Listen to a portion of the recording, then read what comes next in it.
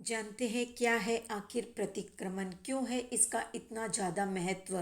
क्यों हर व्यक्ति को पर्युषण पर्व के दिनों में प्रतिदिन प्रतिक्रमण करने की सलाह दी जाती है? तो जैन शास्त्रों में प्रतिक्रमण का अर्थ बताया है पीछे लौटना, यानी पीछे लौटकर देखना कि कहाँ, कैसे, कब जान या अनजान में पापकारी काम या कार्य हो गया है। जब ध्यान में आ जाए कि अमुक दिन अमुक समय ये पाप हुआ है, तो तुरंत उसका पश्चाताप करना, प्रायश्चित करना, दोष की शुद्धि करके आत्मा को स्वच्छ कर देना ही प्रतिक्रमण है। इसलिए जो व्यक्ति रोज प्रतिक्रमण करते हैं उनके पापों की शुद्धि उसी दिन हो जाती है। अब प्रश्न होता है, क्या प्रतिक्रमण करने से सारे पाप धुल जाते हैं? तो प्रतिक्रमण में हम अपनी दैनिक चर्या का अवलोकन करते हैं कि कहाँ कब हमने दोष लगाया, पाप कर्म बांधे, अतिचार लगाया। फिर जब ध्यान वहाँ जाता है तो उसकी आलोचना होती है, प्रायश्चित होता है। जिस प्रकार वस्त्र पर लगे हुए मैल को साबुन आदि से साफ किया जाता है, उसी प्रकार आत्मा पर लगी अतिचार आदि मलिनता को पश्चाताप आदि के द्वारा साफ किया जाता है। व्यवहार में भी अपराध को सरलता से स्वीकार करने पर, पश्चाताप आदि करने पर अपराध हल्का हो जाता है। जैसे माफ़ कीजिए, सॉरी इत्यादि कहने पर माफ़ कर दिया जाता है, उसी प्रकार अतिचारों की निंदा करने से, पश्चाताप करने से आत्मशुद्धि होती है और पाप धुल जाते हैं। दैनिक जीवन में दोषों का सेवन पुनः नहीं नहीं करने की प्रतिज्ञा से आत्मशुद्धि भी होती है। अब एक प्रश्न होता है कि प्रतिदिन सुबह और शाम को प्रतिक्रमण करने के बाद पाक्षिक और चातुर्मासिक प्रतिक्रमण करने की क्या ज़रूरत है? तो जिस प्रकार प्रतिदिन मकान की सफाई की जाती है, फिर भी पर्व या त्योहार के दिनों में वो विशेष रूप से की जाती है, ठीक वैसे ही प्रतिदिन प्रतिक्रमण करने पर भी पर्व दिनों में, जैसे पर्युषण पर्व इत्यादि में, विशेष जागरूकता से शेष रहे अतिचारों का निरीक्षण और परिमार्जन किया जाता है। जैसे कि प्रशासनिक क्षेत्र में भी विशेष अभियान चलाकर सरकारी कार्यों और लक्ष्यों की पूर्ति की जाती है।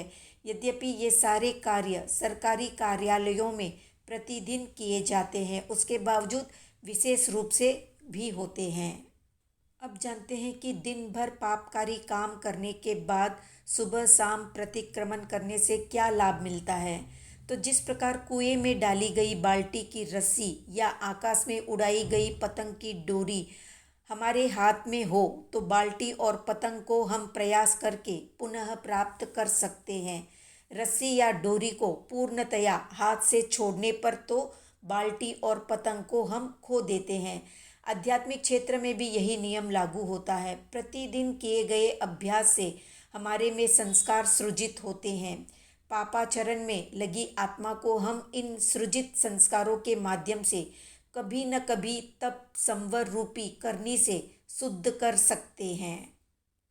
अब जानते हैं सॉरी बोलना या प्रतिक्रमण करना, क्या ये दोनों एक है?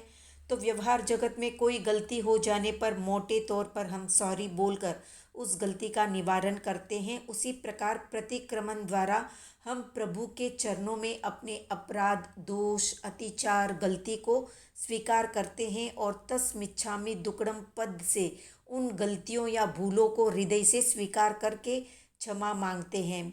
जैन जगत में सॉरी के अनुरूप मिच्छामि दुक्कडम शब्द है। अब जानते हैं कि प्रतिक्रमण करने से क्या क्या लाभ मिलता है। तो पहला है, लगे हुए दोषों की निवृत्ति होती है। दूसरा, प्रवचन माता की आराधना होती है। तीसरा, तीर्थंकर नाम कर्म का उपार्जन होता है। चौथा, व्रत आदि ग्रहण करने की भावना जगती है। पांचवा, अपने दोषों की आलोचना करके व्यक्ति आराधक बन जाता है। छठा, इससे सूत्र का स्वाध्याय होता है।